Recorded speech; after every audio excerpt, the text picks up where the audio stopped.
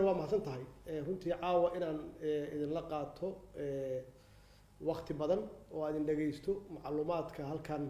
aad dhaafsanaysaan aad iyo aad baan ugu faraxsanahay qof walba riboorkiisa iyo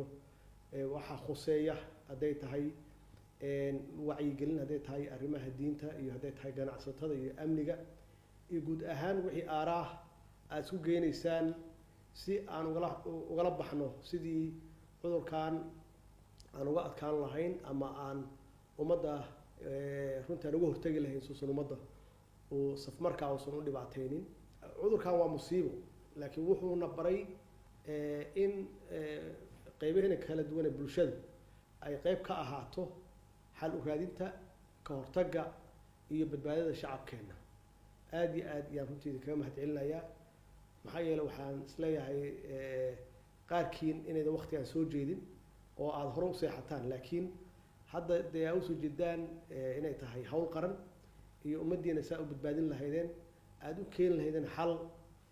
bacdaba tabarteen aan ognahay waxaan ku talagelaynayna aysan ahayn cudurkan inuu noogu yimaado annagoo runtii systemkeena uusan dhisnayn aan ognahay dhaqaalaheena xaaladiisa suu yahay aan ognahay shacabkeena iyo dhaqankooda naqaano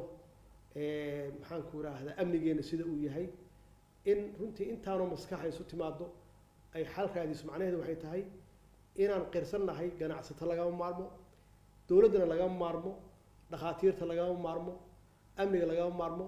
waa isu wada baahannahay marka dowladdii oo dhan waa annaga cid gaar u leh oo cid gaar ah u xil saaran inaysan jirin haddii ay wax nagu dhacaan inaan u wada istaagayna kulligeen oo aan u wada shaqeynayna shacabkeena sidii aan wax ugu qaban lahayn runtii waa mas-uuliyad kulligeenna waa saaran qof walba dee wax walba meelba u ka lahaa waa xaqiiqo laakiin markay runta tahay ama runta timaado kulligeen hal ujeedaan leenahay oo ah dadkeenu inay badbaadaan oo ay bad qabaan dadkeenu inay amni helaan dadkeena inay nolol helaan dowladdeenu ay istaagto ay hana qaado caalamka aan la macaamilno oo sharaf iyo ciise aan ka helno intaasoo idil waa wax dowladdu ay ka shaqeynayso dowladdiina dee waa annagu idinkoo halkan fadhiya weeye kulligiin matalaya qeybaha kala duwan ee bulshada idinkuna dee qeybtiina haysataan oo qeybtiina qabanaysaan wixii karaankeena ah ayaad qabanaysaan marka